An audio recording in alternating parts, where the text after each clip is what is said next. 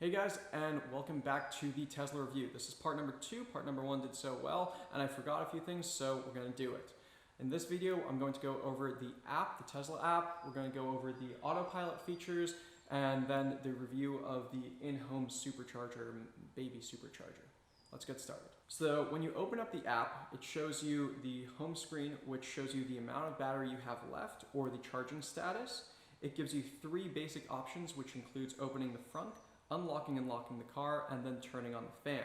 Immediately below that, we have a phone key, which you need to actually use the key to set up. So the first time you use the app, you will need to go into your car with the key to pair your phone to the Tesla. That way, nobody can just get your username and password and take your car away. You need to have the key at some point when you're setting it up. Next, you have the climate, where it tells you the actual temperature of the car at the moment, and then you can turn it on to set a temperature for the near future, and it will start cooling down or heating up to that setting. In the control panel, you have a lock button, you have flash, honk, start, front trunk and back trunk, then you can activate valet mode, Sentry mode, and speed limit mode. Next, when you go into the charging area, you can actually choose how far you want to charge up your car. It's not suggested to fill up the battery completely for daily driving, so you can set up at what stage you want the charging to stop, or you can set it all the way up to the trip setting where it fills it up completely. However, that does take slightly longer than the last 5 to 10%. You can also stop the charging from here if you feel that you just don't need that much power, it's malfunctioning. It will also tell you the closest superchargers and the closest destination chargers in the area. And then finally, you have the summon button, which allows you to move the car forwards and backwards, and you can go into schedule service where you can schedule your services. Let's go and try summon mode really quick. All right, so really quick, we're going to use the summon feature to get the car out of the garage. Let's just give it a shot. I haven't done this yet, so I hope it doesn't like crash. That would be bad.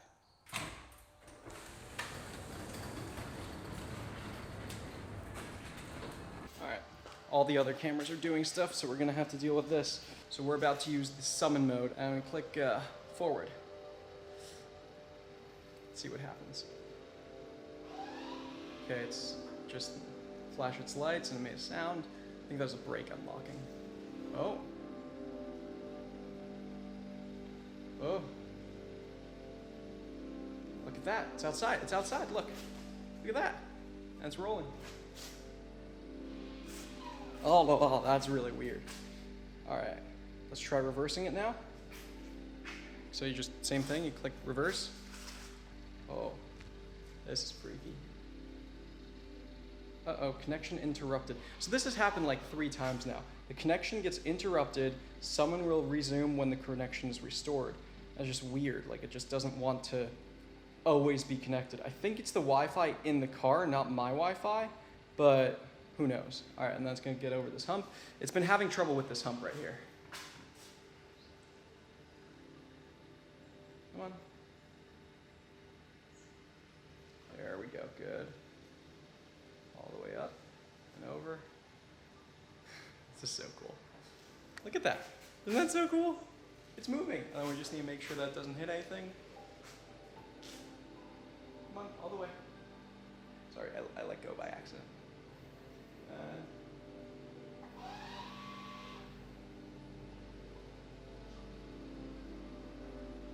Let go. Summon is stopping. And that's summon mode for you. There you go. It's pretty cool. Whew. I like that. That's a cool little feature right there. All right.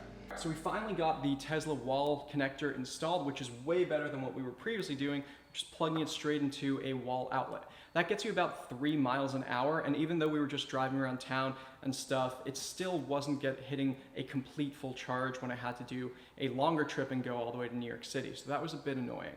Ultimately, this thing has been the solution to all of our problems. We have 2 of them installed, and it gets about 30 miles per hour, so you can get a full charge super quick. It's just like any other Tesla charger. You plug it out, you unplug it, it doesn't have any like clicks or anything, and then you bring it over to your car.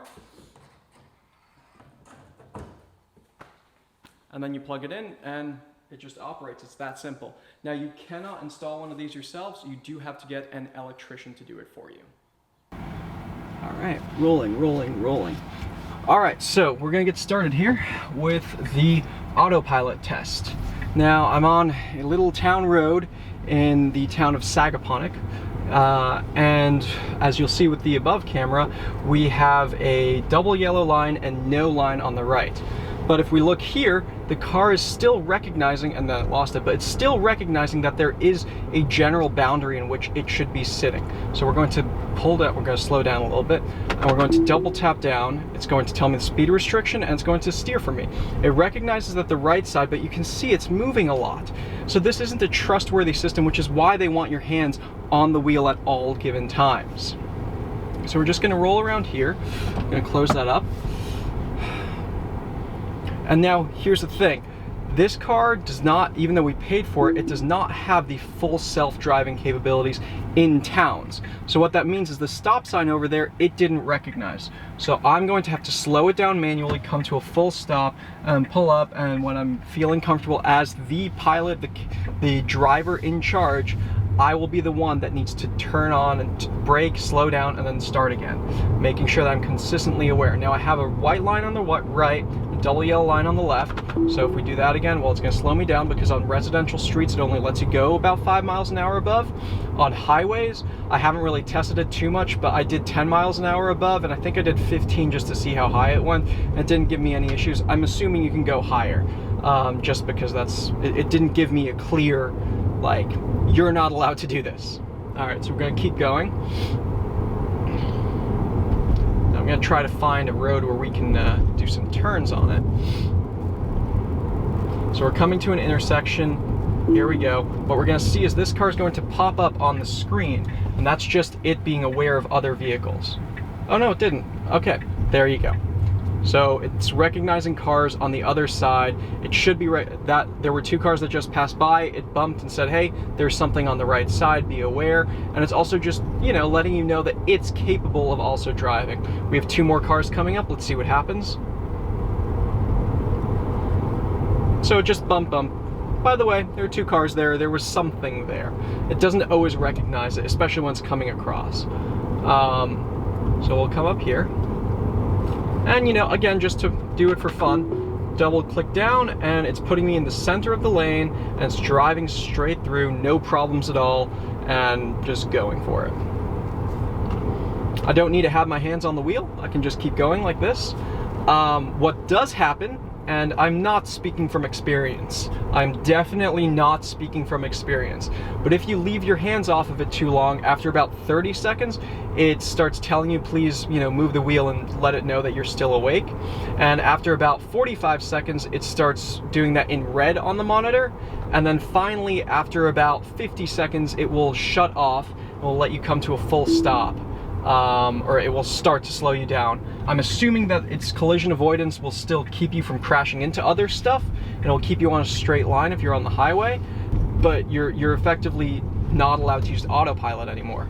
And it will shut off and say, nope, for the rest of this trip you cannot use autopilot anymore, which is kind of funny. So here we're on a slightly windier road. I'm just going to double click down, and there we go. We're at 34 miles an hour. And as you can see, there's some slight turns here. Let's see how it does. I don't want to be too aggressive now. There. And you know, it's handling it quite well. But let's see what happens if I keep it at 35. So see, it's slowing down, slowing to 31. It's slowing to a speed that it thinks is safe for the car to take this turn. So now it's pushing over to the left a little bit. This is uncomfortable. And now it's confused because the road stopped. Let's keep going. There we go. So see, that's a perfect example. You know, there was a very sharp right turn at a higher speed than normal, and then we came to a bridge where the lines were no longer there, and it had no idea what to do. But up until that moment, it handled it very, very well. That was quite impressive. All right, here's almost a blind turn. See, now that's the kind of thing. That BMW was over the line, it would have gone straight. Actually, I don't know what it would have done, but I did not want to find out in that circumstance. I definitely did not. So that was kind of freaky. But we can reactivate it. You just need to be a diligent driver, you know? And now we're at a highway speed on a highway. It's a single lane highway. It's handling it perfectly well. Here's a slight right bank on the highway. Let's see how it goes at 50 miles an hour.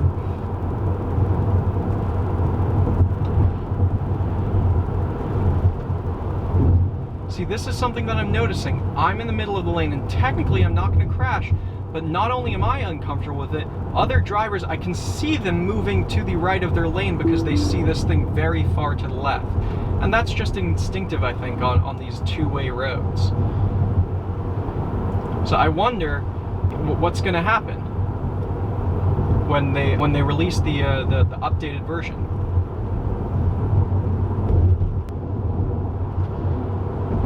Handling it perfectly fine.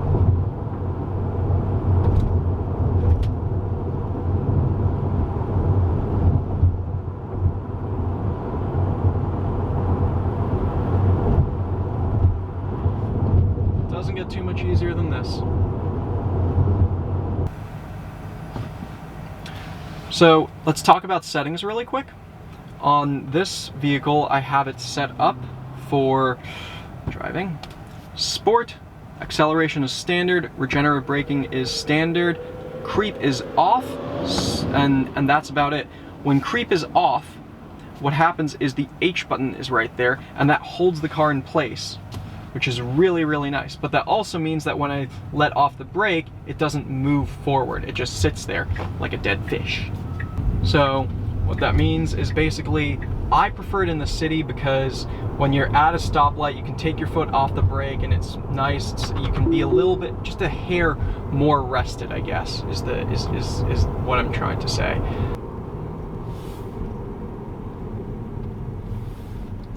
So this is, I guess, the area that the Tesla does the best. And that is traffic. But it's noticed all the cars here, which is really, really cool. I was about to show you that the auto steer works in this environment, I guess. I guess it doesn't want to work. Interesting. Even cruise control isn't available at this speed. So I know when you're on the highway and you slow down to stop and go traffic, it will actually continue to drive. I don't know why it's not working right now. Maybe I'm not in the center of the lane enough, or I just merged and it's uncomfortable. Let's see. All right, now we're at 22. Works perfectly fine. This guy's pulling over. Let's see how it does with that. So it saw him pull off to the right, still maintaining distance. So I assume this is the part where where people start to get overly comfortable and start texting and driving. They start just relaxing and sleeping. Whatever they start doing, I assume this is when it happens. When they're just sitting in traffic, stop and go. I mean, 14 miles an hour really isn't that fast. And they're just going about their day. And they're trying to get home, and here it's been a while and it still hasn't asked me to put input because it won't notice, and of course it just wants to keep going. Let's see what happens if I do this. And there we go, there's a lane change. I got a lane change in, and is it following? Yes it is. There you go. I got a lane change without going onto the big highway. The highway is 30 minutes away, and I wasn't sure if I wanted to do that. All right, and now we're at broken lines, and I need to merge, so we're just gonna take over really quick. Oh, doesn't want to take over yet. There you go. And again, on a windy road, how's it do? Doing perfectly fine. This is the same way we came, and it did it fine on the way out, so it's going to do fine on the way back.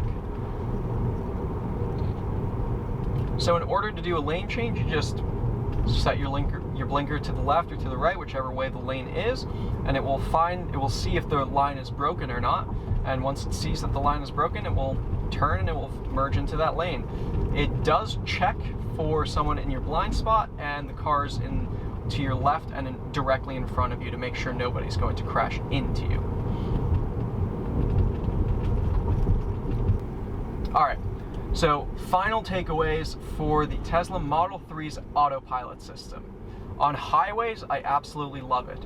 On side streets, it's not perfect, but it still does an amazing job. I mean, some of those turns that we were going 30, 35 miles an hour around, when it was seeing the turn and slowing down, that's so cool. I mean, how it saw the turn and everything, it just registered everything. It did such a good job. That's the coolest thing I've ever seen.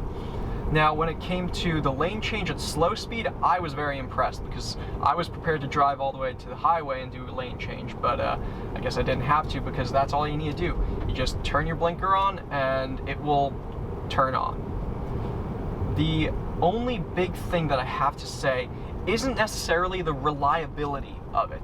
The reliability is fine. I'm okay with needing to take over every so often. What I deeply dislike is the lack of just comfort in some of the overtaking and some of the maneuvering around.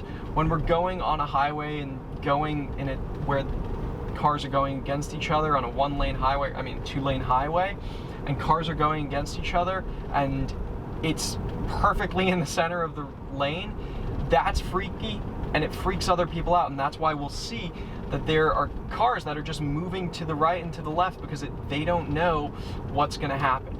They are sort of freaked out by this. They're like, why is this car directly in the middle of the road when he could be slightly off to the side? Is he not paying attention? What's happening? So that's definitely a very strange thing that happens.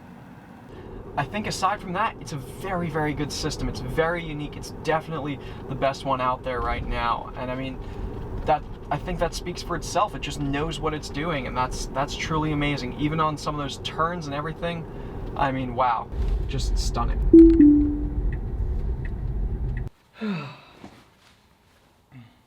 Alright, so that's it for this video on the Tesla Model 3. I hope you guys enjoyed it. If you have any more questions, please leave them in the comments below and I'll get to them as quickly as possible.